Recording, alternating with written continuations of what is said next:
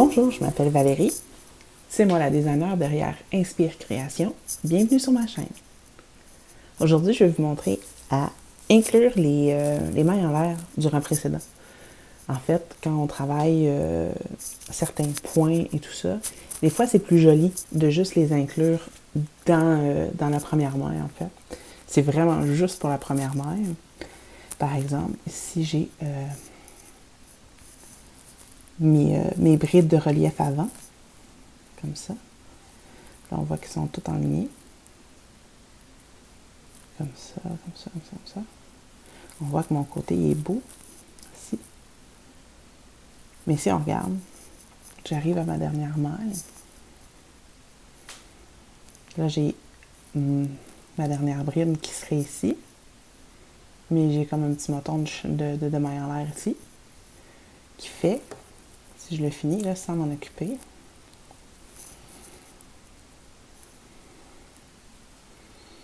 donc ça part en avant, comme ça. Ben, ça fait encore un moton. Ça fait pas une belle ligne. Puis quand on travaille en rond, ben après, c'est difficile de savoir où il faut planter, puis où il faut... si on regarde là, comme ça. Donc, moi aujourd'hui, je vais vous montrer comment on fait pour... c'est très simple. Donc, on va vous le dire dans un patron. Faites une bride en prenant soin de prendre les 3 mailles en l'air du rang précédent. Ben, c'est très simple. On va faire une bride comme d'habitude, mais on les inclut. Dans ce cas-ci, là, je fais une bride en relief. Donc, je passe par en dessous. Je vais chercher tout ce beau monde-là. Comme ça. Et comme ça. Qui fait qu'ils sont tous ensemble. Je tourne. Je fais mes 3 chaînes. Là, je vais faire des brides arrière. Juste pour vous montrer. Je vais me rendre à la fin de mon rang. Ça marche dans les deux sens, là. Mais des inclure comme ça, ça fait une... quand on travaille en rond, surtout, là, ça fait une jointure très, très, très droite. Ça fait plus professionnel. C'est plus... ça fait un petit look de plus... qui fait que c'est plus attentionné. Je vais vous montrer ce que ça donne, là. Ça sera pas bien long.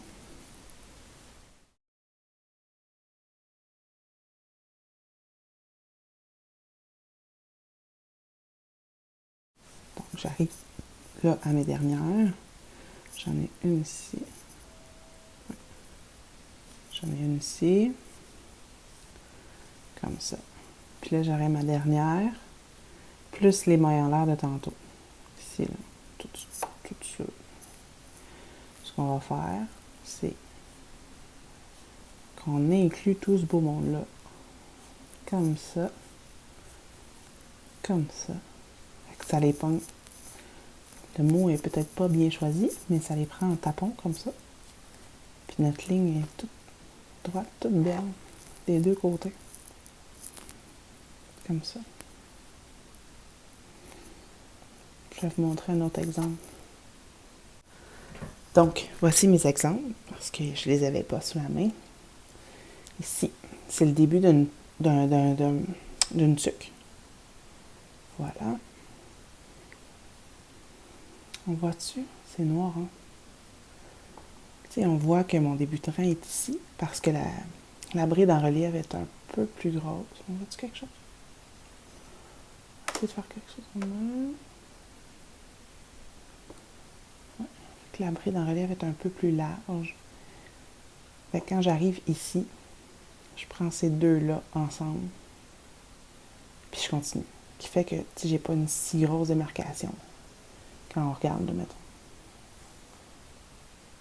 Tu sais, c'est pas... je regarde ici.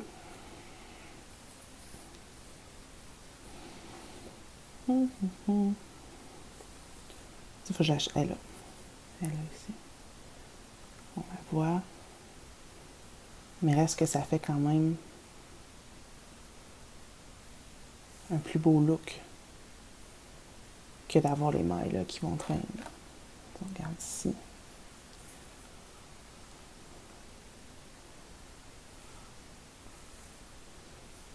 Ça.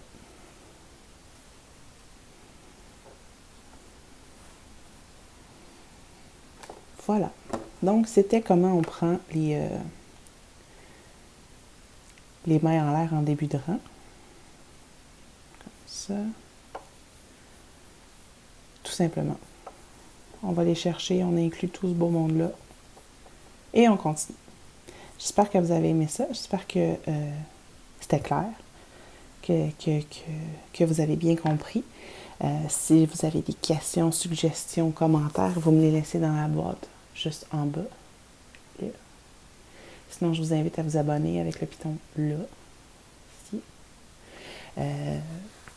Pour ne pas manquer aucune de mes nouveautés, de mes vidéos et tout ça.